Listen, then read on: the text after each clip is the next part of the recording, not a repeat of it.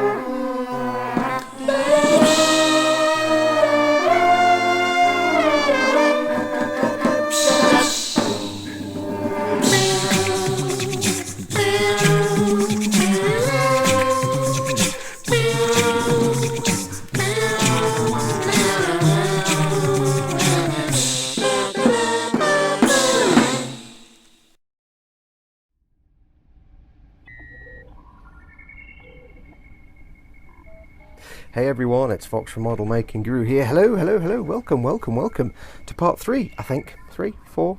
Not sure. I should know, I'm the one making these videos. Part 3, possibly 4, of the build of the... Right, let's see if I can get this done quickly. 148 scale, 22 inch, Space 1999 Eagle Transporter model kit from MPC for emodels.co.uk. There's no way for me to shorten that title. Oh well, never mind. Hello, right, yes, let's crack on. Where were we up to in the last episode? Well, in the last episode we got the cockpit all painted up and the pilot's done. I've gone ahead and added gloss on the helmets and gloss on these pillow things at the back. These guys aren't glued in yet, they're just put in place. So that's the interiors done for the command module. Next, we have to start assembling the command module. Now, if you go in the instructions, move them out of the way. It does have a specific order. You have to glue the two module halves together, put the dudes on the back wall, put the back wall on the exterior back wall, and stick it in. And then glue on all the little explosive release bolts on the back of the command module. We're not actually going to do it in that order. We're going to go in a slightly different order. I don't want to glue the back wall in yet, because I haven't glued these guys in. But if I glue the back wall in, like that, then I can't really neatly glue the pilots in. I want to be able to glue these guys from behind, so I'm not messing up the paint job. So I need this off. Also, if I'm gluing this stuff here, on the back of here, I can't have this on there because I need to put it flat and put some weight on top to keep this flat. So we're going to go a roundabout way. So we're going to do the detailing on the back first. Now these are the sort of explosive release bolts, so that the command module, which sits at the front, can be ejected from the rest of the vehicle and fly off like a kind of a rescue pod, that kind of thing. That's the idea. It's an escape pod. It's sort of, I don't quite know how it works because there's no actual rocket motors on this, but that's the idea in the fiction. So hey, we'll stick with it. So what we have are 4 explosive release pins. We have the bar that goes on the back, a bit of the tubing framework. What I've done is I've gone ahead and taken all the flash and stuff off the explosive bolts, where there wasn't much flash, but there was a big seam line going right down the middle, which I had to go around and clean up. I've taken the seam lines off the back piece of tubing that goes on the back. Now, in the instructions, it does say you want part B9, and I'll point things out as we go along because there's a couple of things I've noticed. It says you want part B9. Now, B9 is clearly marked on the sprue. However, when you do see it on the sprue, it's going to have this in the middle of it. It's actually got that attached inside. Now this is the piece that goes on the part of the cargo module that the command module locks into, and this is part B10. You need to remove this. You might look at it at first and think, why is that in the middle? It's not, it's just in the middle of there, so it's not on a separate part of the sprue, so take that out. So let's get this put together. Shouldn't take long. Okay, so we have our 4 parts, and apologies if you can hear noise in the background. My neighbour is trimming his entire garden, so he's using a lawnmower, he's trimming the whole thing, so it's all you can hear outside. It's always my neighbour's DIY, I don't know. Anyway, we've got our parts. We've got the back wall, the 4 bolts, and the frame that goes on the back. Now you can see here, I have taken out all the primer, just with a hobby knife, from the 4 parts where the bolts will glue into. The reason I've done that is we're going to be using Tamiya extra thin cement, which is a welding cement. It welds plastic together by melting it and fusing it. If I left the primer on there, then all you're doing is trying to glue plastic to primer. It probably would dissolve the primer and glue a little bit, but it wouldn't give you a strong a bond as possible. So if ever you are gluing painted or primed parts together, scrape off paint from the point of contact. It just means you'll get the best bond possible. So, what do we need to do? Well, if we have a look at the instructions, we have several pins we need to put in. The 2 bolts at the top and the bottom are ones with 2 pins that stick out. You see there, 2 pins, and the ones at the side have 1 pin. And this couldn't be easier. Now, I did have to do some finagling and adjusting to get these to fit right. They're not quite perfectly fitting into the recesses, and they stand up a little bit. So, yeah, I had to do a little bit of extra sanding. So we can see here how they go in. If I can get my fingers to work, they just go in and fit flush. And that's it, really. That's as much as that part requires. So what we'll do, always do dry fits before you glue things, just to make sure everything fits okay. Because if you need to make any adjustments and say a piece wasn't quite right and you had to shave it, you've already covered it in glue and it doesn't fit, it's too late. So always do dry fits first to make sure everything works. So we're going to get some of the extra thin.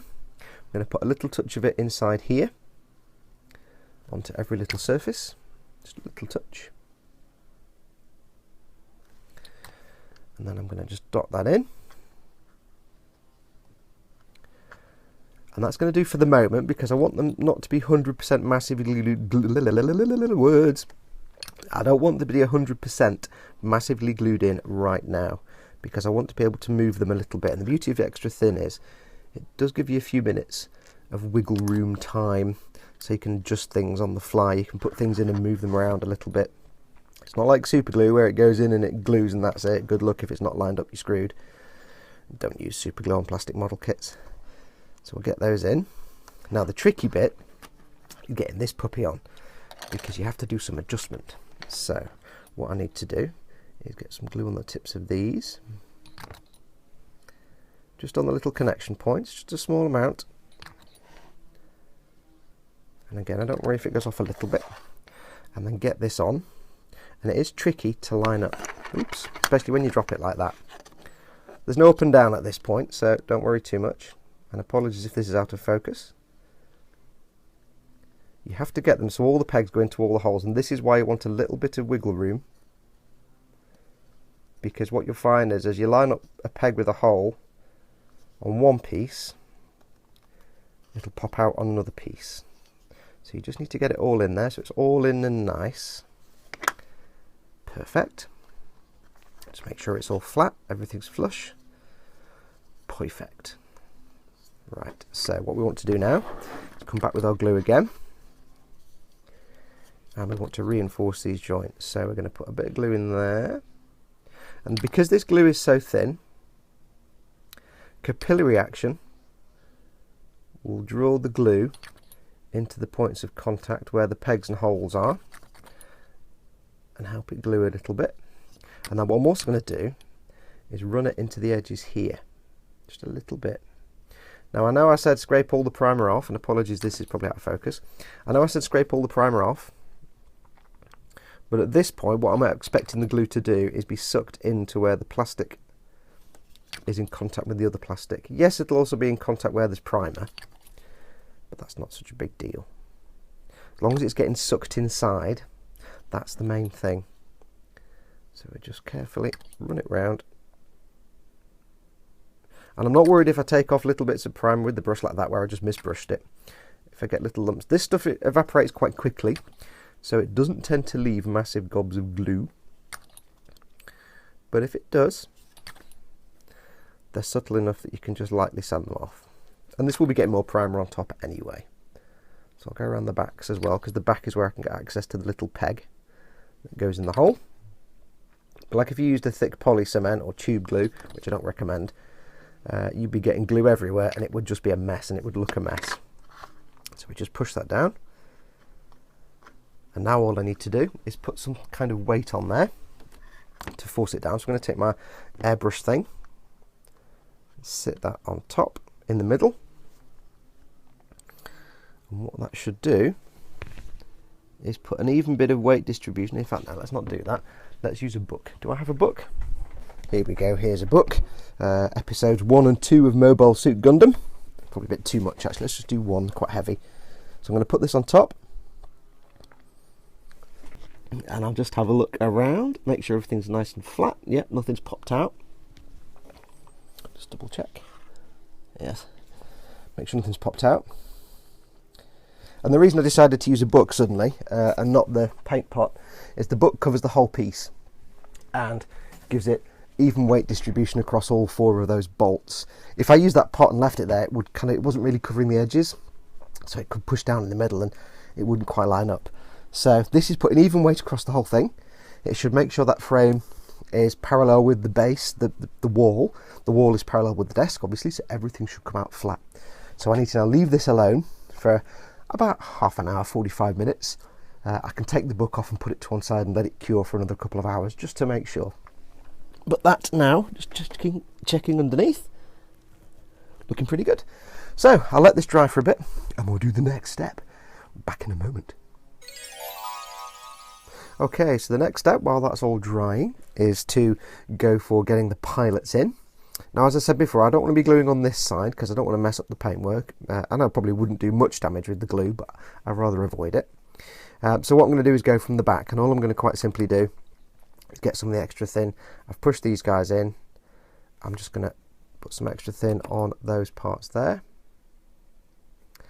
I'll be quite generous as before. Capillary action will suck the glue in. And all I need to do is just line him up, make sure he's straight.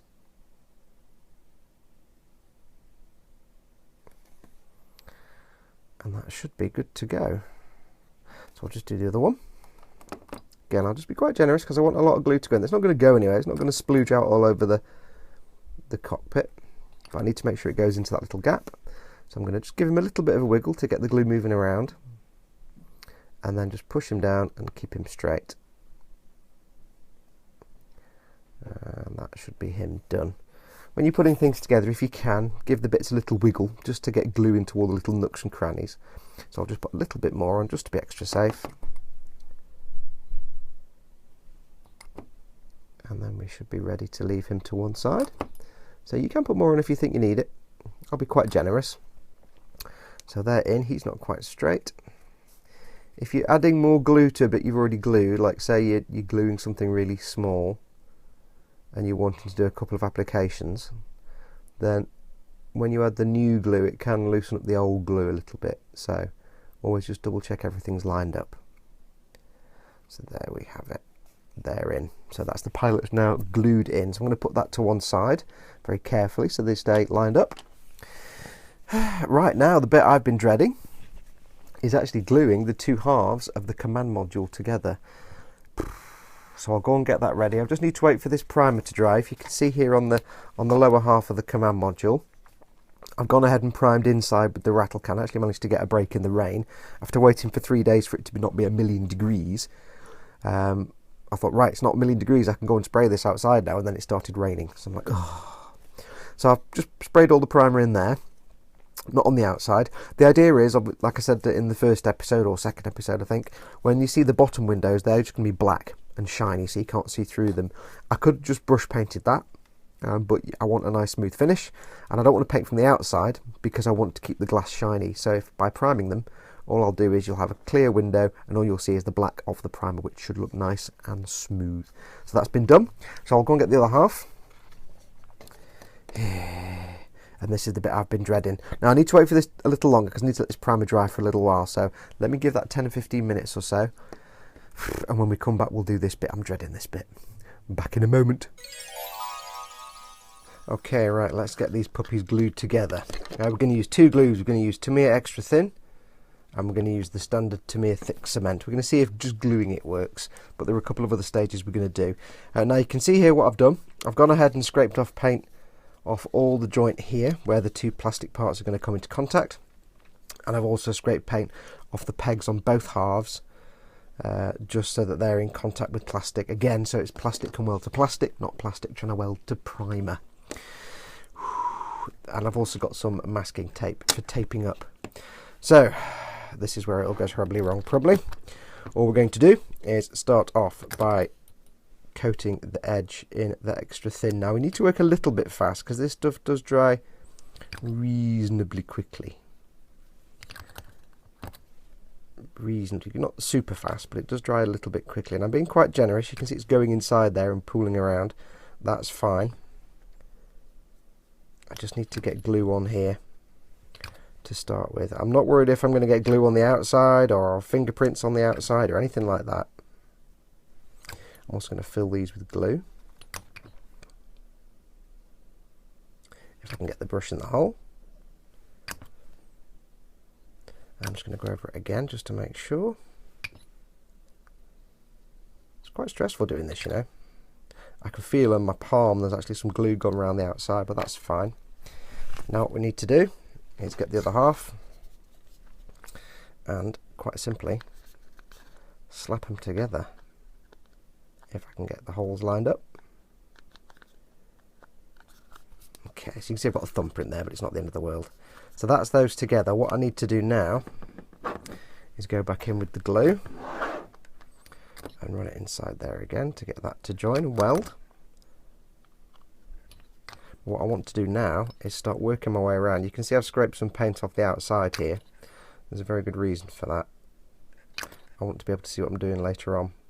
So I'm going to run this along the edge here with the capillary actions. And this should hopefully go into the gap.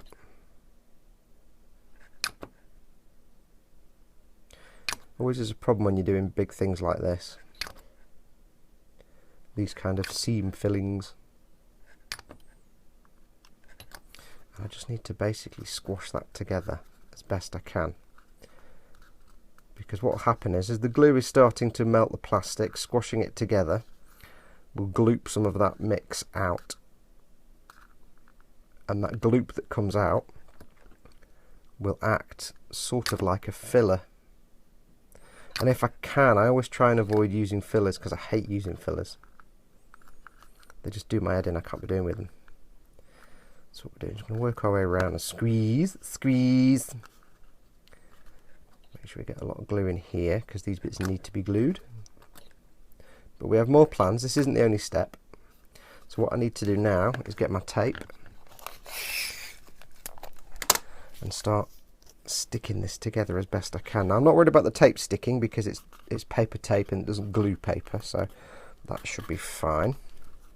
And the reason I'm using the Tamiya tape and not any other thick heavy tape is because I really want to minimise pulling off any primer. I know I'm going to prime it again anyway, but I want to kind of minimise pulling off primer. I don't mind sanding primer off because you can make it nice and smooth, but I need to minimise exactly how much come off. And if you use any other kind of tape like decorator's tape or gaffer tape, it's just going to pull that primer straight off, and then you get crispy edges around the edge and it's not good. This doesn't need to be neat or tidy or anything like that. You're literally just sticking stuff, it's in place of clamps, because clamps aren't really practical for something this big. And what we'll do is we'll go back inside again and get some more glue action going on.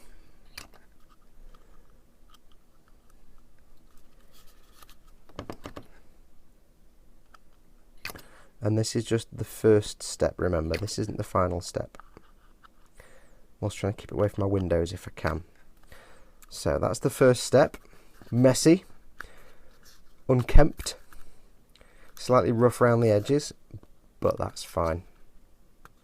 So I need to go and leave this to dry for about an hour now, just to make sure it's absolutely set as well as I can make it. And then we'll move on to the next step. And apologies if some of this has been off camera and out of focus.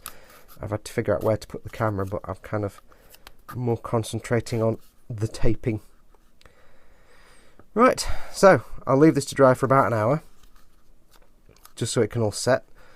And then what we need to do is go in with the thicker glue. So I've been dreading this bit because this is where it can all go horribly wrong. Back in a moment. Okay, right, the glue is now dried. As you can see, I've gone ahead a little bit. I've taken the tape off. Now, there's a couple of things I did that I'll talk you through. I did them off camera. When I was putting this together, The one thing I've been conscious of from the start is that you've got an upper and a lower half, and I want to be able to take this back piece off and on at will whenever I need to get access to turn the lights on or change the batteries. Now, when I was taking the tape off the first time, and this was all glued and set, I noticed there was a slight movement in the upper and lower halves. When you put the back on, it did sort of expand. I could feel it in my hand. It was like 1/10 of a millimetre or something. You just see it expanding. And over time, what you would find is if you just kept taking the back on and off, eventually, whatever we filled the gap with would break and the paint would crack, and you'd end up with a crack down there. I didn't want that expansion. I wanted to lock it in place. And the problem is, if you just glue the two halves together and then try and get the back on, it's actually slightly too small and it pushes it apart. So what I did was, I got 2 pieces of styrene sheet, just normal styrene, evergreen, polystyrene, plastic card, cut them and glued them in place with the thick Tamiya glue, the normal thick cement, the gloopy stuff. Really splashed it on there. Give it a few minutes. Now it takes about 10 or 15 minutes for that thick stuff to really start to cure properly, so I was quite happy to do this. Gave it about 10 minutes, and then all I did was put the back on. And didn't glue it in place, just put the back on, which is easier said than done. It's very simple. There you go. What this did was it pushed the 2 pieces apart so that this was in place and could be removed, and then I left it overnight for that glue to set hard.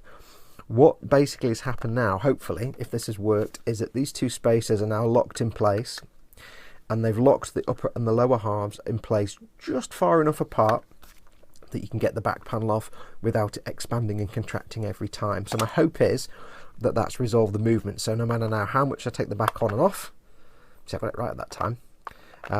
It's perfect. I can now take this on and off to get to the lighting or the batteries with no problem at all. The other thing is, of course, it's still got a perfect grip. If I do it sideways, it will fall off, but if it's up and down, because the 2 teeth on here that are locking into the little holes, it's not going to fall off. So that can sit happily on the shelves. I can pop this off, turn the lights on, pop it on, and this just isn't going to fall off. It's got fine enough grip. And like I said when we were back in, I think, the first episode, you don't need these teeth at the bottom. They were just getting in the way, and meaning I had to push things apart even more.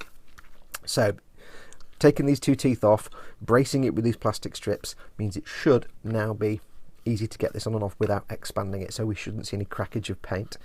I've had a quick look with a light in front, and you can sort of see a bit of a gap, a bit of a line. It may just be where I've taken the primer off. It may just be because the glue is transparent, so I can see light shining through the seam line.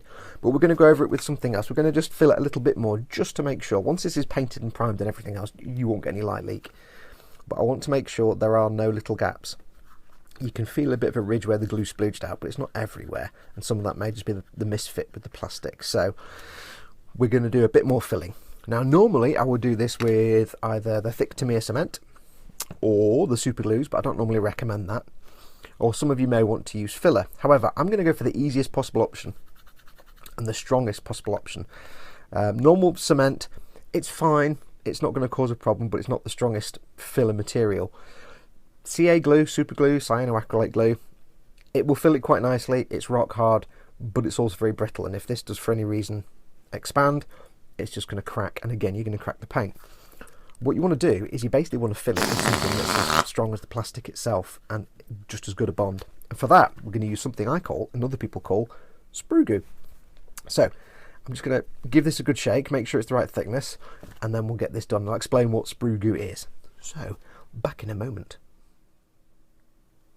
Okay, so what is Sprue Goo and how do you make it? Well, there's 2 ways of making it. Ideally, what you want to do is you want to try and fill a seam or something with something as strong and the same material as the model kit. So traditionally what you do is you take your jar of, I'm using Tamiya extra thin, you take loads of spare bits of sprue from your kit, so it's the same plastic, you cut it into little pieces and you'd leave it in this glue to melt for an hour or so, and it will basically dissolve into the glue and it will make, effectively, liquid plastic that matches the plastic of your kit. Now, I haven't actually got any spare sprues yet because I've only taken a handful of parts off. So what I did instead was I got a chunk of the plastic card that I put on the inside there, cut it into tiny pieces and dumped it in this jar. Left it for an hour, gave it a good stir and good shake, shook it every now and then, and left it for an hour. Came back, looked at it, got the little brush out, saw how runny it was and decided if I needed to add more. I had to do it about 3 or 4 times to get it to the right thickness. I wanted it really gunky. And basically what I have now is this thick, stodgy gloop, which is effectively just liquid polystyrene. It's liquid plastic. As I say, I would prefer to use the sprue from the kit, so that I'm basically filling the gap with the same plastic as the kit, but I don't have any spare sprue yet, so it doesn't matter. But plastic card is just as good. Some people tell you how plastic card is better because plastic card is pure polystyrene, and the stuff on your kit may also include other plastics in there. That's nonsense. Pure polystyrene is basically clear canopy material. Yeah, that's not happening. So ignore all that. It doesn't really matter if you use plastic card, if you use bits of sprue, pieces from old kits. It doesn't matter as long as it's plastic and you can dissolve it in this, as long as it's dissolved by this stuff. Now this will stay liquid in the jar. You have to give it a jolly good shake. This will stay liquid in the jar pretty much forever, and you can use it as and when you want. The advantage of this stuff is it's polystyrene, so once it's on here and once it's set, it should be rock hard, so I can sand it as normal, just like it's a normal piece of plastic. And the other thing is it will fill the gap, obviously. It'll seep into the gap and that will fill it nicely. The other thing is if you're doing a model where you've had to sand over, say, panel lines, this stuff is great if you need to then go and scribe in some panel lines. If you use CA glue, it's not ideal. Like I said before, it's brittle, so if you try and scribe a panel line through CA glue, it can go a bit fuzzy and lumpy or crumbly. If you try and do it with normal, just using the glue like I've done in the past, again, it's not ideal. This stuff doesn't scribe particularly well, but doing it this way, you're basically just scribing through liquid plastic, but obviously it's gone hard. So if you need to do scribing, I'm not going to be losing any here, but if I had some panel lines I needed to re-scribe, it will just be brilliant. Some putties are obviously scribable as well, like milliput and things like that, but I don't like using putties. It's just a lot of fuss and mess. They're either too liquidy or you've got to mix two things together. I know the ones that aren't, but I don't know. It just seems like a lot of hassle for me. Now, the one downside of this is it will take quite a while to dry. I'll probably have to leave this overnight, say 24 hours, to fully cure and dry before I go ahead and start sanding. So, but that's fine. What we're going to do? Well, we're going to just fill that gap. Now, I've put some paper down because this can get messy. And all we're going to do is give it a good shake. And quite simply, couldn't be easier, I'm going to put my visor on and we're just going to dot it over the seam line. Now, at the moment, I'm just going to focus on these raised panels here. I'm not going to put it in this gap. I'm going to try sanding these gaps in the middle first, because if they don't need any filling, I don't need to give myself extra work. So I'm just going to put it on these raised parts first, and when we do all the sanding, we'll see if there's still gaps in these recessed parts, and if there are, we'll have to fill those as well. So all we do is get our Sprue Goo, and it couldn't be easier. I'm just going to blob it over the gap. I'm being quite heavy with it because I don't want it to completely disappear into the seam. I want it to cover the seam. I'm going to do this bit here because there's a bit of a gap there. I don't want it to completely disappear into the seam, which is why you need to make sure it's thick enough that it's not just going to disappear into that gap and fade away. Apologies for the shaky hands. Very shaky hands. I want it to have a bit of a bead. I want it to sort of bead over the gap a little bit. If you've seen me do panel lines before, you know how this works.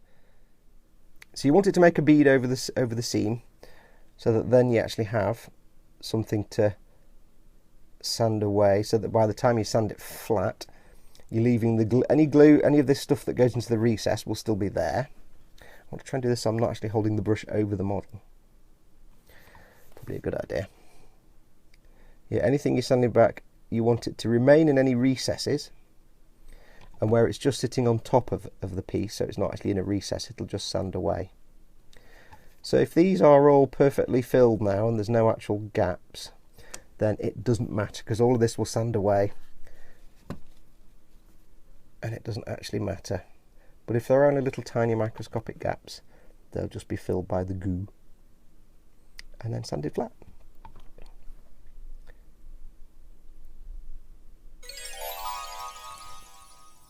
Okay, so while that is now drying, all the Sprue Goo on it, so I'm going to leave that for, I'll probably leave it over the next 24 hours now before I go anywhere near it. We need to get this back piece glued on, and this could be fairly straightforward, hopefully. It just sits on that lip. You can see I've taken all the paint off around here and around this lip here, just where the contact point's going to be.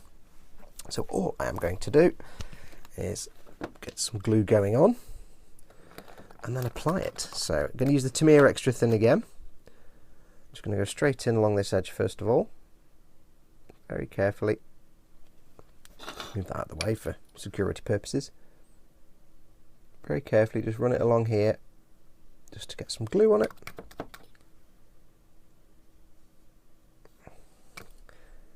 And then we'll pop it in place.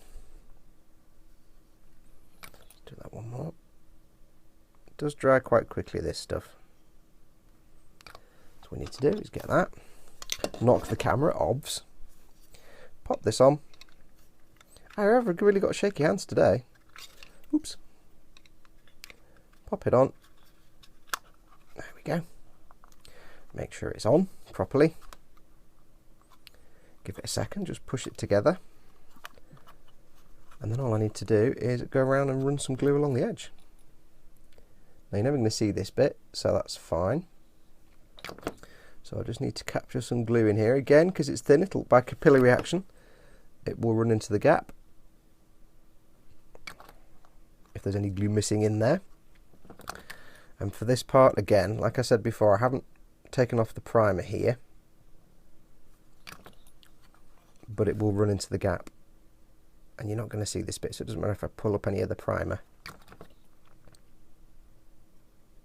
But I'm more interested in it going into the gap. Didn't do that on camera, did I? It's very dark, I do apologise. So that is now on. That's glued in place. Now it does mean that when it comes to painting this back panel, we'll obviously have to mask off this edge in the cockpit. But that's fine, because we can just run it along here. It doesn't matter about this bit here, you're never going to see it. You only ever see this outside part. So that won't be a problem. Just get some tape around the edge and you'll be fine. So I need to leave this to dry. Give that an hour or two and that should be fine. And then once the other Sprue Goo stuff, the other stuff on the schnoz has dried, we can do a quick test fit and hopefully this still works. My only big concern is, of course, that you've got where the teeth are going into little gaps here, there is a little raised part. So hopefully that doesn't cause a problem, because my hope is that I can just slide this in that way into the teeth. Apologies for the shadows, I just noticed those. Slide it in that way and then flip the bottom in. So hopefully that should work. Hopefully. This is the only thing that's making me nervous about this kit is there's a lot of things you've got to fit together. Like I'm hoping this is all lined up with the back part here. I'm just hoping that when this piece is glued onto the main fuselage, that it all lines up together and the pegs line up with these holes, because you never quite know until you put it all together. So this could get interesting. Yeah, I mean, if it comes to the crunch, I can ignore these mounting holes and just it would stay on like that anyway, because that would be glued into the main fuselage, so that'll be fine. Don't worry about it, Fox. Everything will be good. Don't worry about it. I do get quite nervous sometimes with order of build. Right, so anyway, I'll leave that to go and dry. And when we come back, we will start sorting out the Sprue Goo sanding wise. Back in a moment. Okay, right, the glue has had 24 hours or so to dry. And as you can see, I've made a start on sanding down the seam lines. I've left one section so I can show you how we do it. But the basic goal here is to take the bead of glue that was across the seam line and sand it away. And if we're lucky, it's actually filled in any gaps. And as we're sanding it back, it's just kind of going flat. Because the plastic card was white, it kind of blends in with the white anyway. But, you know, you can see little lines here. That's fine. We'll find out if that's just a bit of the glue in the plastic card showing, and if that is truly smooth when we do another primer coat. So I've gone ahead and, as I say, I've started sanding it all down, done all the sort of raised bits around here. I've sanded off a few sort of glue drops as well, and blobs from the primer and fingerprints and things, just to get that smooth. And I've also given it a bit of a key sand just to rough up the surface for the next primer coat. But what we need to do is sand this seam line away. Now, as you can see here on this, you can see there, hopefully if it comes out in the light, a blob of the glue. You can see the glue across the seam line. It's all kind of lumpy bumpy. And what I've actually done is, when the glue was dried, I went over with some white paint first, and then realised it was a bad idea. I went over some red paint. And the point of the red paint is just to act as a guide coat, so we can see where we need to sand. So you can see here the seam line is quite self-evident there. So we need to sand this down. We're going to use 3 sanding sticks. I've got 2 UMP sticks, the slightly rough one, and the spongy sort of finishing stick. Now you can see these are terribly black and horrible. This is because I've been sanding the primer, so this will kill your sanding sticks. You can wash them out. You can wash them out. And then I've got an other stick, which is not a UMP stick, let's just leave it at that, but it's a polishing and buffing stick. It's the sort of polishing side here and the buffing. Now you don't need to do this bit, but I'm going to anyway. So what do we need to do? Well, dead simple. Basically, we take our sandy stick, the rough one first, and we're just going to sand away what we can see here. So all we need to do is, following the curve, because the surface is curved like that, we need to just fairly gently, just carefully sand in one direction, and you'll see why the guide coat becomes apparent. So what we can see, if we sand away a little bit, is that we've taken all the red paint off here. We've still got red paint here, and there's some black and there's some of the white paint I put on there as well. This red line of paint here tells us that this is a lip. This side is raised up above this side, because as we're sanding across, we're not catching this red paint. So what we need to do is keep sanding till we basically get rid of that line of red paint there. I'm not too fussed about this bit up here, because that's just, I'm not really sanded that bit, but we're trying to sand over this line. We've got a blob of glue over the top of the line, and we need to sand that flat, so we've just got a flat surface. So I need to keep going. We're basically trying to get rid of a very faint step. Now I'm being careful because I don't want to sand away these edges. So we'll go from this side as well, as I knock the camera, as I will do, always knock the camera. So we'll go from this side as well. And we'll just start to work away. Now it may take a little while. This sanding stick is kind of gunked up with paint now, and sanding sticks don't last forever. So we'll just keep going. It helps to have a podcast to listen to, or some music to listen to while you're working, while you're doing this, because it can get quite boring. So you can see now we're taking a lot of the paint on this side away, because we're going from this side, but we've still got this line of paint here. So we'll go back to the other way, and as we knock the camera again, we'll crack on and do more. Now I am being careful not to really try and fade these edges at all, so what I'll do every now and then is just hold it up to the light and make sure I've still got some nice edges. And now I'm going to start going backwards and forwards, just to speed the process up a bit.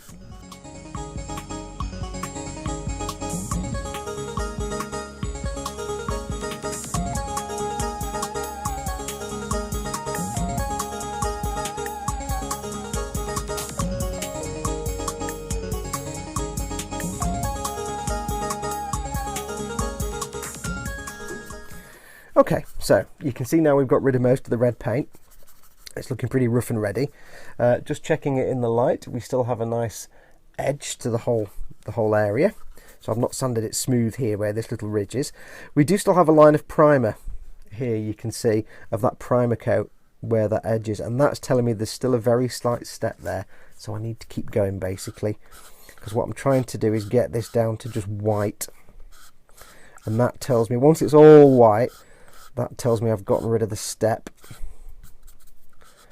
and I've got a nice smooth even surface. Because once you put paint and primer on here, if there are any steps, they'll just be exaggerated and you'll see them a mile away. Especially if we're painting it white, they might stand out like a sore thumb. So I'll just keep checking the edges, make sure I'm not sanding anything too flat.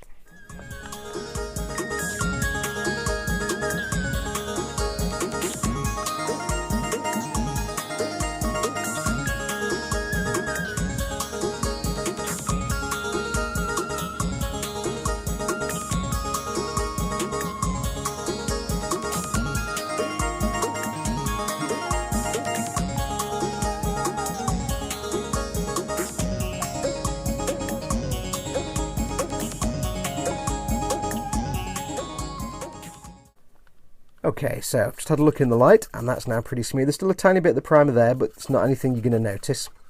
That may just be primer from inside that's seeped through. By constantly holding it up to the light at different angles, I get to get the light to shine on it, and I can see if there's any visible gaps or holes. Just try and get it out, there's nothing there. So that's that sanded away. I need to come in with the spongy stick now, and just very gently go over the whole thing. And this isn't doing any kind of real sanding in terms of sanding anything away or removing any bits. This is purely to clean up the sanding marks that I've just put in the plastic with the last sanding stick. So this is purely a clean-up operation now. Because every time you sand, you leave sanding marks, and you need to get rid of those. Most primers will cover up very faint and very light sanding marks, but you don't want to make any assumptions. So just sand it smooth.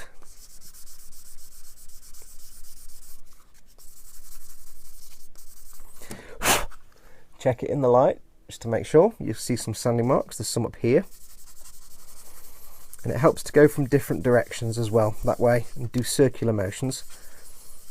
Because this will put its own sanding marks in there, but they'll be finer than the ones I'm taking out. If that makes sense. You're basically taking sanding marks out and replacing them with finer sanding marks. So the trick is to try and get it as smooth as you can. And then when you finish, go in with the polishing stick. You don't have to do this bit because the primer will probably be fine on here, but I'm going to do it anyway just to demonstrate. Again, it's a two-sided stick, slightly rougher surface and then a really smooth shiny surface. So I'm going to go in with the slightly rougher surface first. This is the polishing, I think that's how it works. This is just to put even more smoothness on there.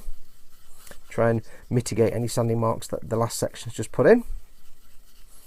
And then go in with the polishing side just to really smooth it up to shiny plastic. And this also helps you see if there are any little pits and craters, because it'll be shiny reflective now.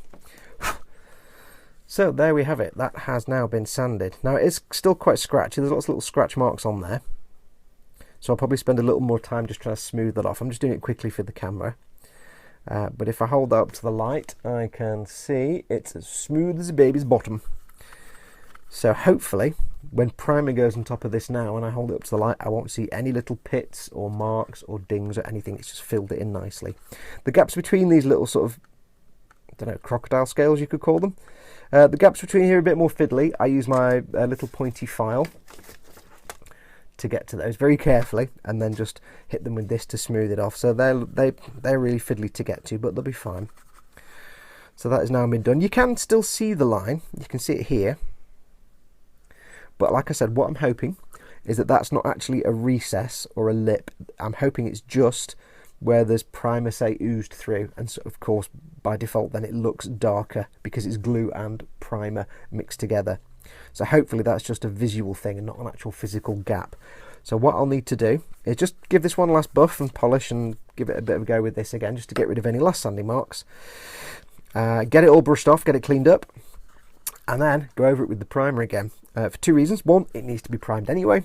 And two, if there are any little dings or pits or any still visible little cracks, then they'll show up once I've primed it, because it's hard to see gaps when it's shiny plastic.